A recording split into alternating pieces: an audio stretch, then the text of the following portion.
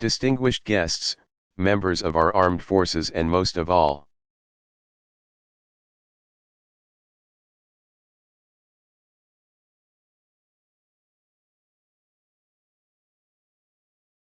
survivors of Pearl Harbor and their loved ones, aloha.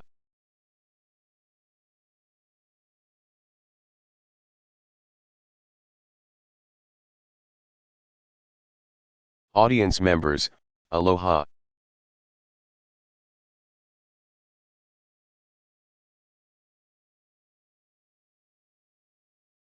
President Obama, to Americans, especially to those of us who call Hawaii home, this harbor is a sacred place.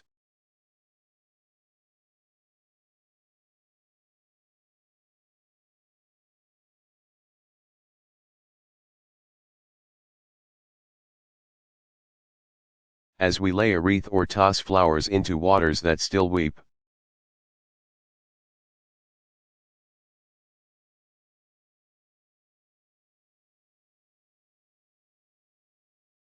we think of the more than 2,400 American patriots, fathers and husbands, wives and daughters.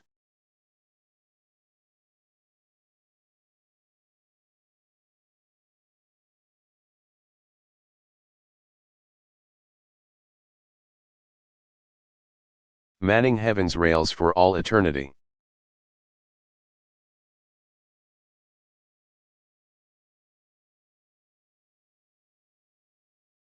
We salute the defenders of Oahu who pull themselves a little straighter every December 7th.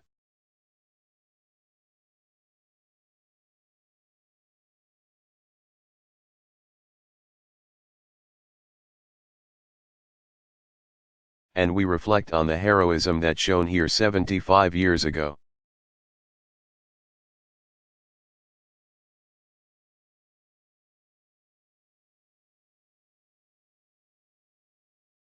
As dawn broke that December day, paradise never seemed so sweet.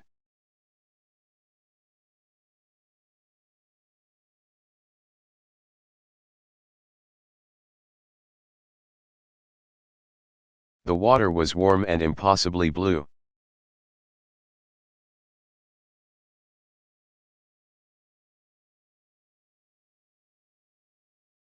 Sailors ate in the mess hall, or readied themselves for church, dressed in crisp white shorts and t-shirts.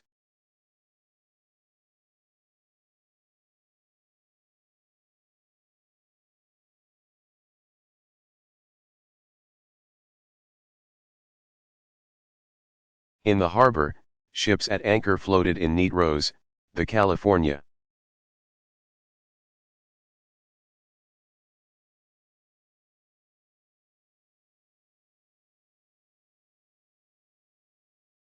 The Maryland and the Oklahoma, the Tennessee, the West Virginia and the Nevada.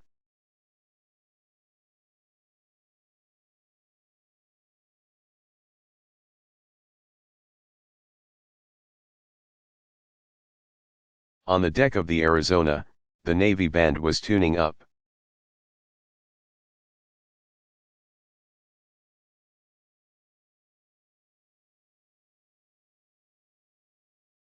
That morning, the ranks on men's shoulders defined them less than the courage in their hearts.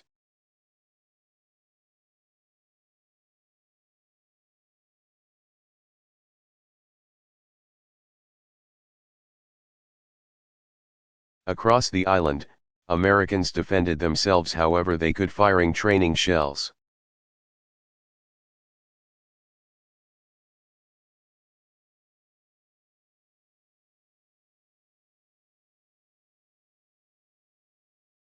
Working old bolt-action rifles.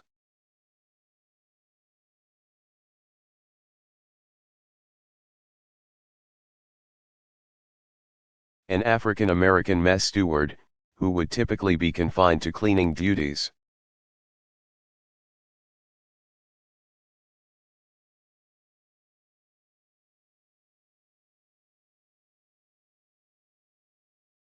Carried his commander to safety, and then fired an anti-aircraft gun until he ran out of ammo.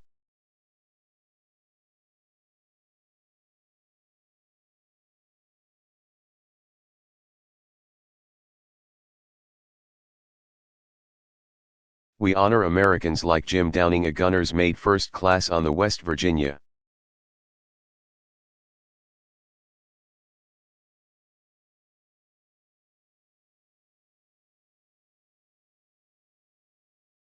Before he raced to the harbor, his new bride pressed into his hand a verse of scripture.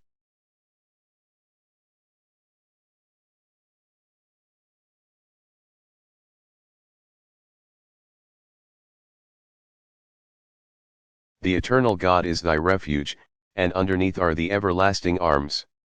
As Jim fought to save his ship.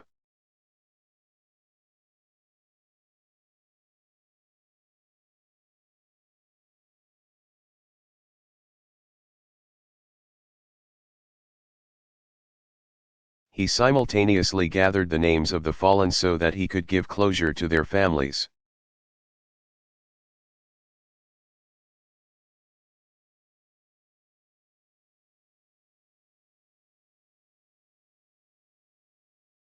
He said, "It was just something you do."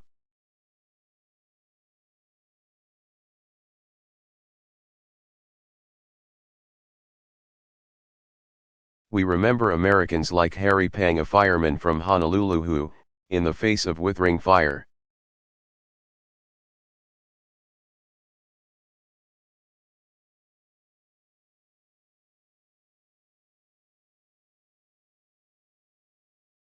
worked to douse burning planes until he gave his last full measure of devotion.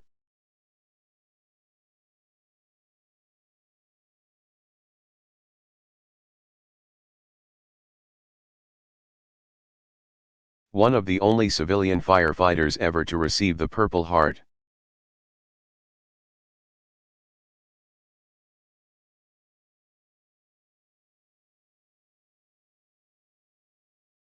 We salute Americans like Chief Petty Officer John Finn, who manned a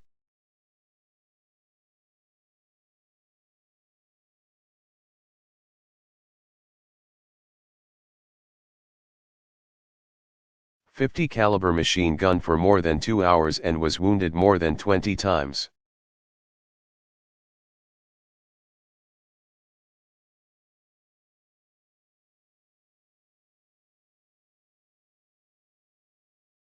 Earning him our nation's highest military decoration, the Medal of Honor.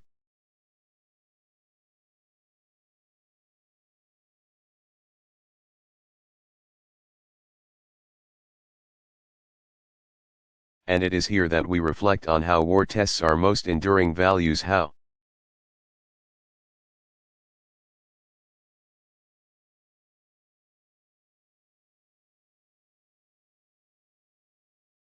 even as Japanese Americans were deprived of their own liberty during the war, one of the most decorated military units.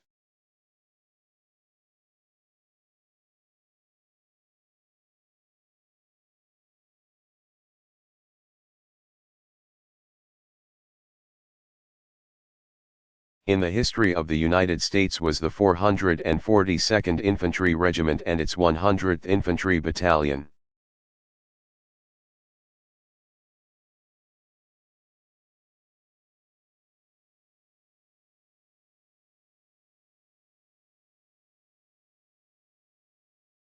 The Japanese American Nisei.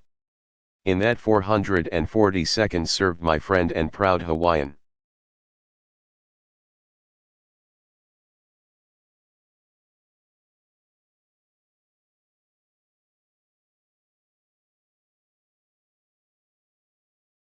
Daniel Inouye, man who was a senator from Hawaii for most of my life and with whom I would find myself proud to serve in the Senate chamber.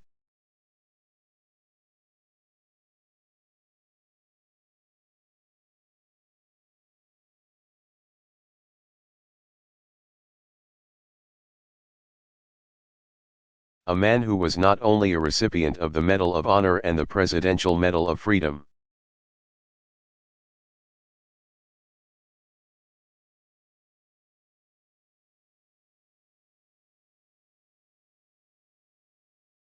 but was one of the most distinguished statesmen of his generation as well.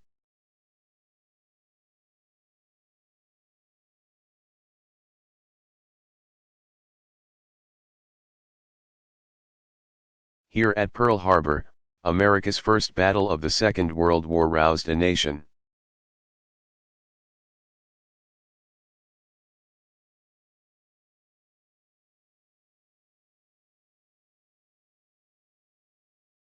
Here, in so many ways, America came of age.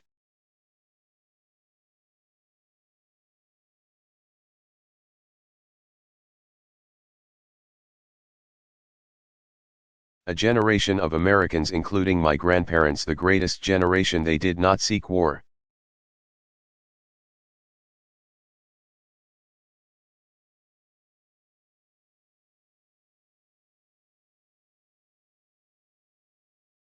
But they refused to shrink from it.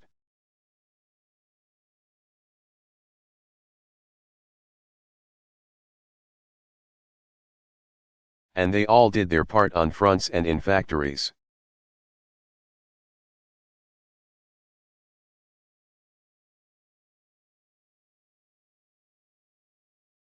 And while, 75 years later, the proud ranks of Pearl Harbor survivors have thinned with time,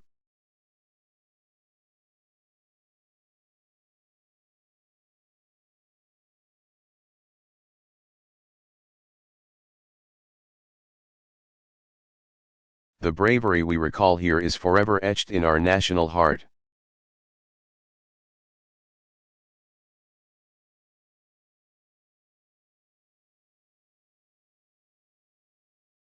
I would ask all our Pearl Harbor and World War II veterans who are able to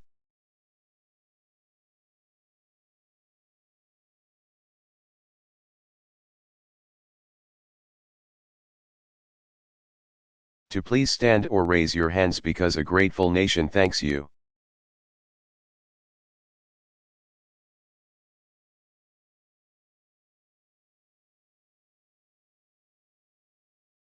The character of nations is tested in war, but it is defined in peace.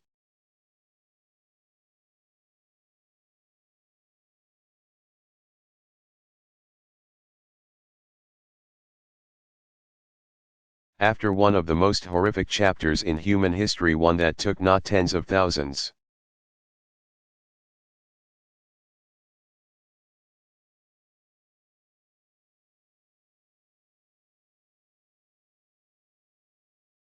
but tens of millions of lives with ferocious fighting.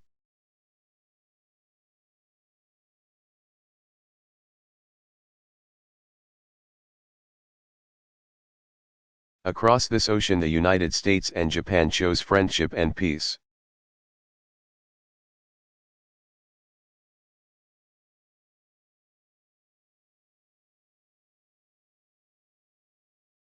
Over the decades, our alliance has made both of our nations more successful.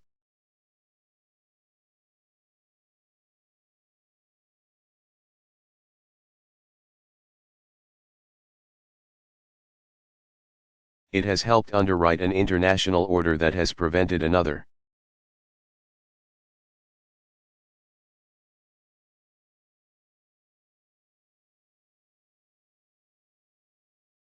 World War, and that has lifted more than 1 billion people out of extreme poverty.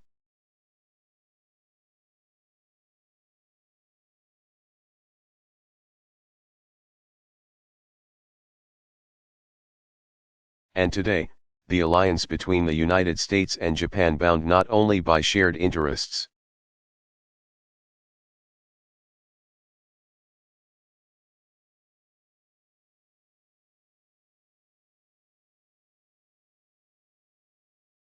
but also rooted in common values, stands as the cornerstone of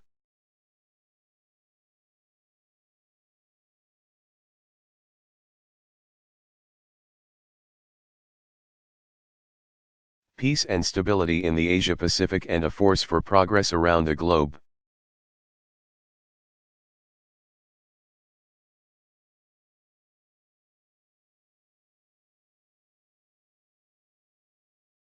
Our alliance has never been stronger.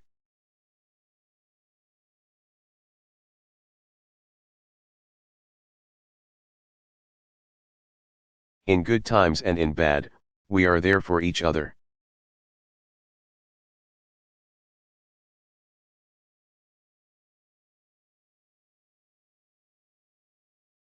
Recall 5 years ago, when a wall of water bore down on Japan and reactors in Fukushima melted.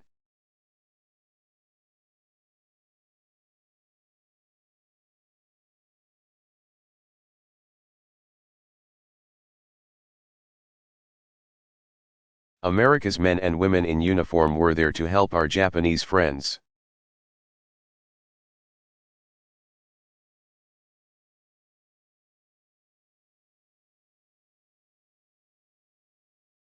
Across the globe, the United States and Japan work shoulder to shoulder to strengthen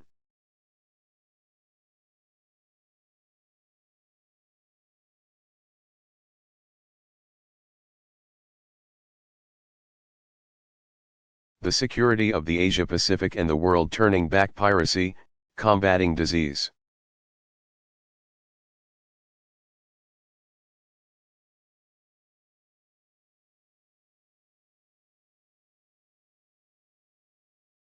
Slowing the spread of nuclear weapons, keeping the peace in war-torn lands.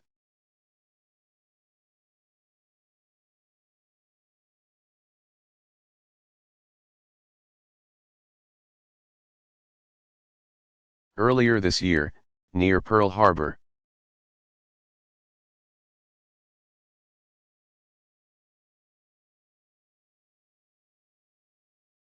Japan joined with 24 nations in the world's largest maritime military exercise.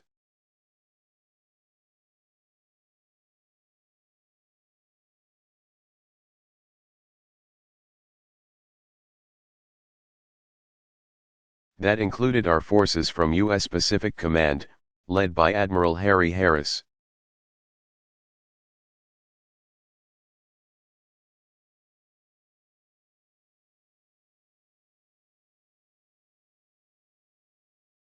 The son of an American naval officer and a Japanese mother.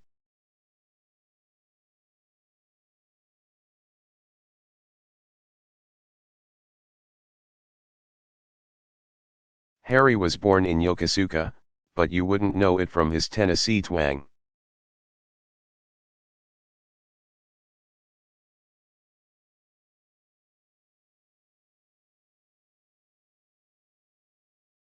Thank you, Harry, for your outstanding leadership.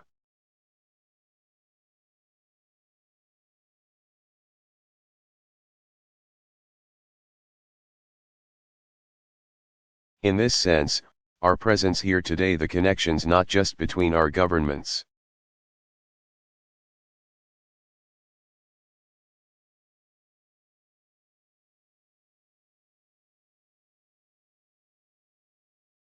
but between our people, the presence of Prime Minister Abe here.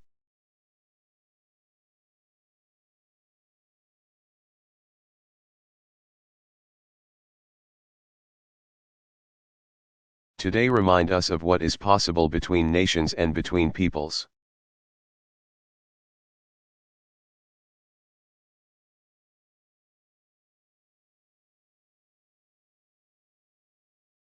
Wars can end. The most bitter of adversaries can become the strongest of allies.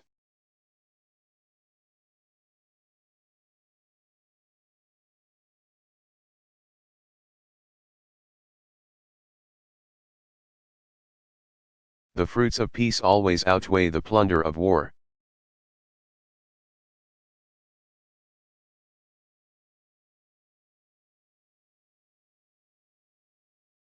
This is the enduring truth of this hallowed harbor.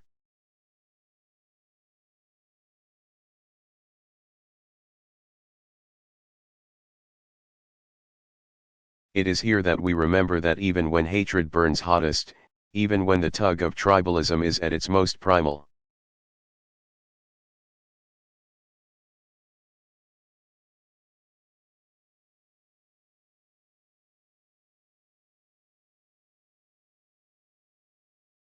we must resist the urge to turn inward.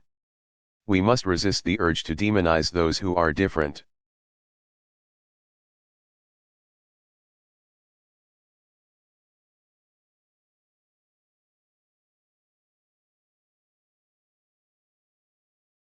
The sacrifice made here, the anguish of war, reminds us to seek the divine spark that is common to all humanity.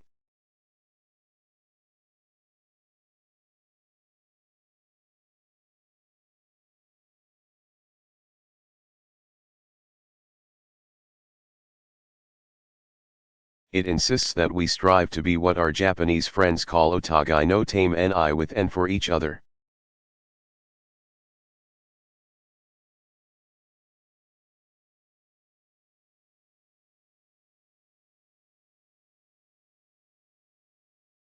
That's the lesson of Captain William Callahan of the Missouri. Even after an attack on his ship,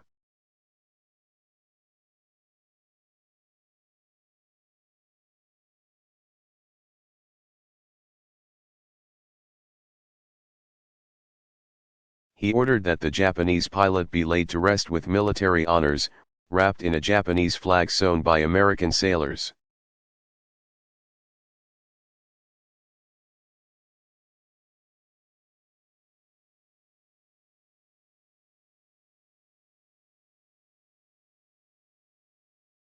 It's the lesson, in turn, of the Japanese pilot who, years later, returned to this harbor.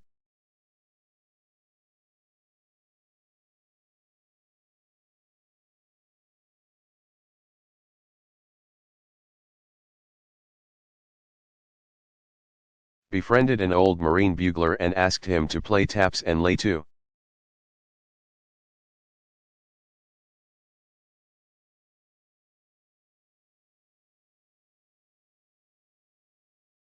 Roses at this memorial every month, one for America's fallen and one for Japan's.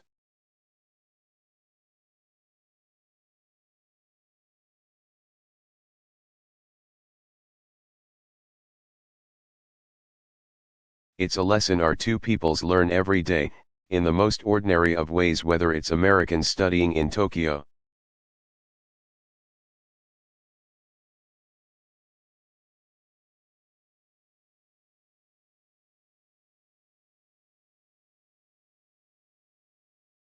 young Japanese studying across America,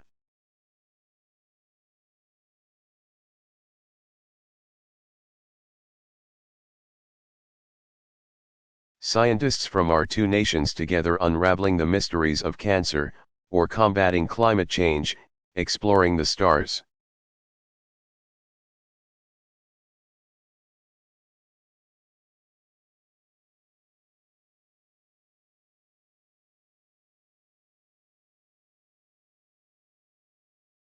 It's a baseball player like Ichiro lighting up a stadium in Miami, buoyed by the shared pride of two peoples.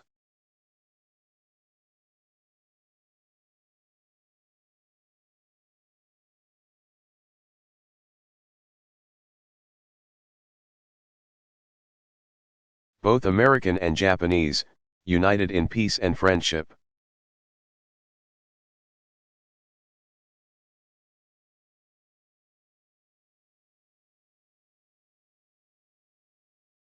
As nations, and as people, we cannot choose the history that we inherit.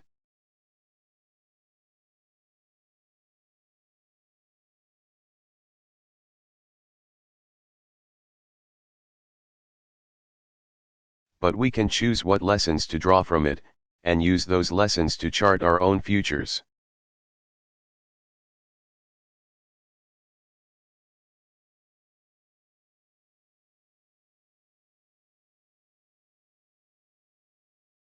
Prime Minister Abe, I welcome you here in the spirit of friendship.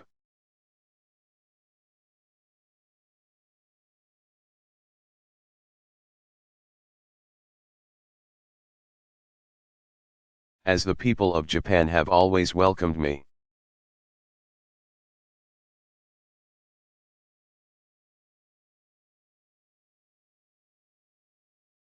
I hope that together, we send a message to the world that there is more to be won in peace than in war.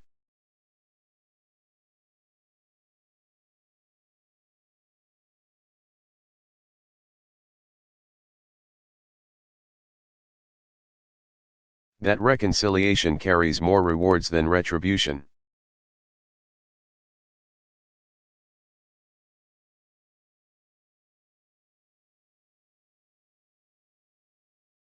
Here in this quiet harbor, we honor those we lost.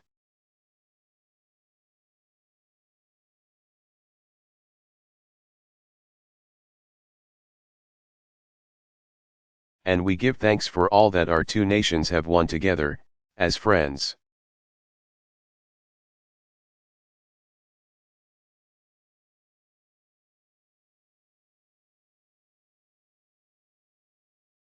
May God hold the fallen in his everlasting arms.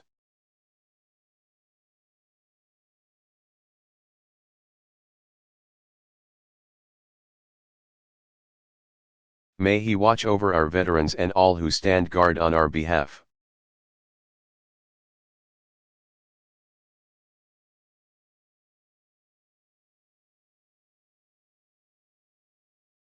May God bless us all.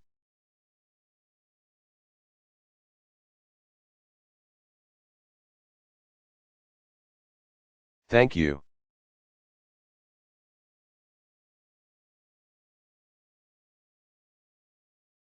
Barack Obama.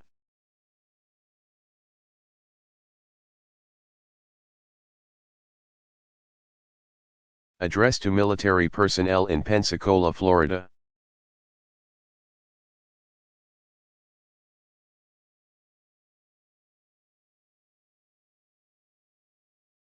Delivered June 15, 2010.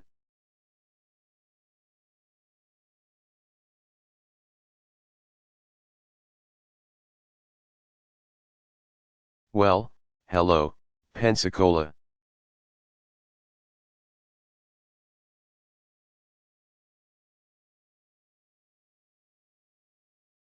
It is great to be here. I want everybody, first of all,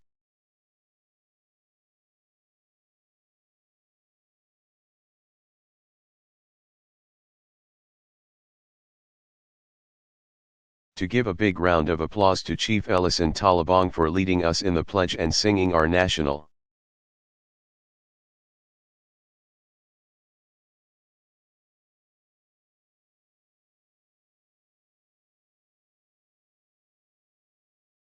anthem, to Lieutenant Commander Randy Ekstrom for the wonderful invocation.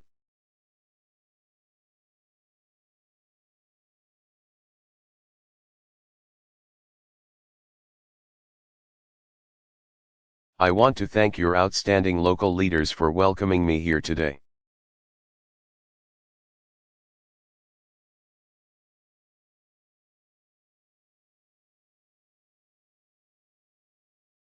Including Captains Chris Plummer, Mike Price, and Brad Martin.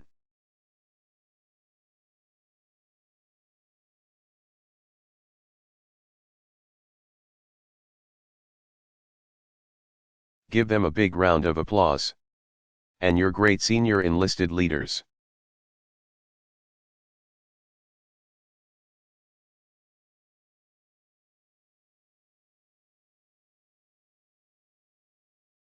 Including Master Chief Mike Dolan, give them a big round of applause.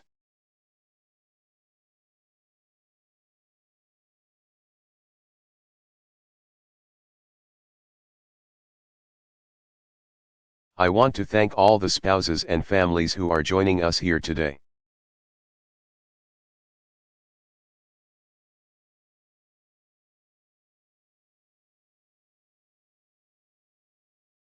You hold our military families together, so we honor your service as well.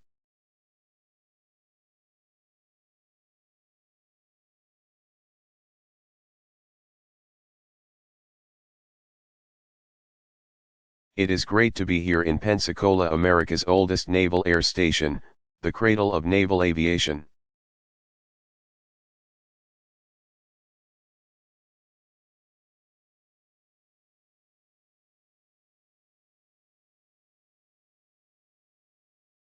We've got Navy, all the students of the Naval Air Technical Training Center.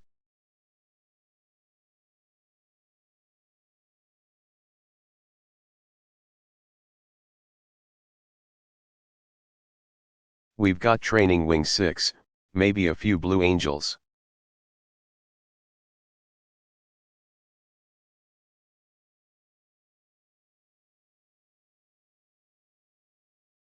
We've got the United States Marines in the house, maybe a few Air Force and Army, too.